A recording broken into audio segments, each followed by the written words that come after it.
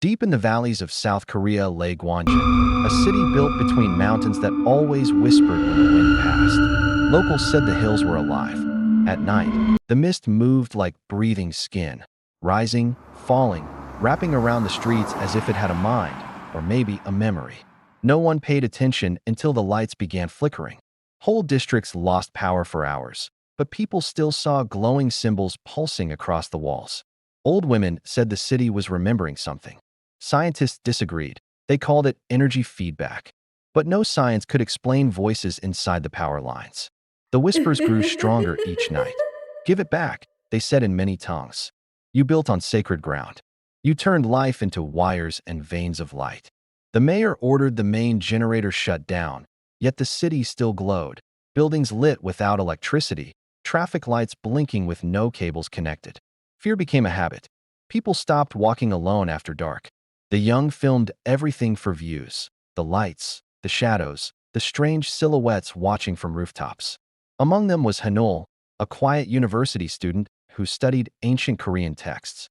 When she saw the symbols on the walls, she recognized them immediately. They belonged to the Pajin, a forgotten sect that believed mountains contained souls. According to legend, Gwangjin's valley was once their sacred burial land. "The city isn't cursed," Hanul said softly. "It's awake." Her friends laughed, until one of them vanished after touching a glowing manhole that hummed like thunder. The next morning, the man's voice came through the radio, broken, pleading, repeating the same word: return. That was when everyone began to believe. Power plants failed. Phones melted. The streets pulsed with low vibrations that shook bones but left buildings untouched. It was as if the city chose who to harm. Soldiers came with drones, but the drones fell like stones, their circuits fused by unseen heat. Even satellites above lost connection when flying over Gwangjin. Hanul gathered the last group of survivors: engineers, monks, and one frightened boy who kept seeing faces in the streetlights. Together, they searched for the city's heart. Beneath the old train station, they found it: a massive orb of light buried under layers of concrete, still beating like a heart inside a ribcage of cables. "This is what they built over," Hanul whispered.